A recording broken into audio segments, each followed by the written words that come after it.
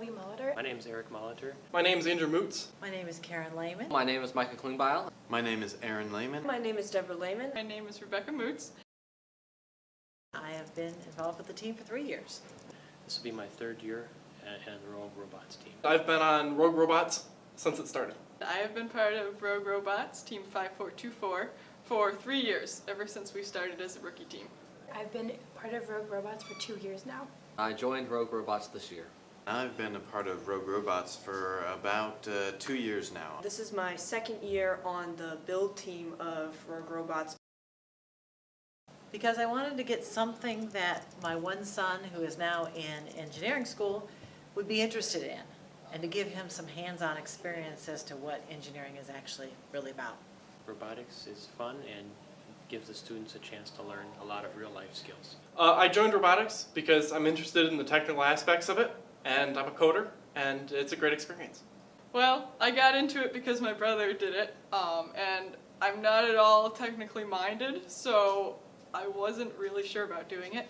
But once I started, I learned a lot, and it's been a really good experience. I kind of just got introduced to it by my dad and my brother, but after doing it for a year, I really enjoyed it, and it's a lot of fun. I've always taken an interest into mechanical engineering, and I thought this would be a good outfit for me. Well, it started, I actually didn't do it the first year that the rest of my family did it, but they started it, and so then I got interested in it. And I've always enjoyed coding, and so that was the main appeal for me. But also just interacting with the different people who are on the team was nice as well. Well, it surprised me that I liked it, but it's a way I can be creative but still exercise my practicality in the mechanical parts of the robot. I help out with the electrical components and the wiring. I like getting involved with all parts, but I'm mainly focused on mechanical. I focus mainly on code. I'm the coding mentor, and it's the most exciting part for me. You get to make all the mechanical stuff actually work. I like the hands-on, I like the mechanical. There's not a whole lot of wiring, but I enjoy doing that as well. Mechanical, for sure, is my favorite part. Mostly mechanical, but I'd also like to do some programming. Building the robot, well, I guess if you count programming as building, then that would be it. Mechanical. I think it might be the aspect of bringing in not only the design of the robot, but also the artistic part of the robot to make it more of an interesting looking robot.